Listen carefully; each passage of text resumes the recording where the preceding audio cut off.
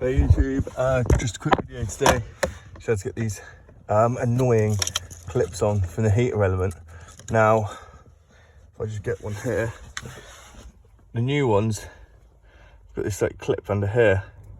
So when you put them on, they should clip into place. However, they bend really easily, as you can see. You just gotta keep bending them with pliers. However, the best way of doing it is to wedge a screwdriver in to there, and then these little screws, they don't really reach, so get a longer screw like that, and you can just keep working it.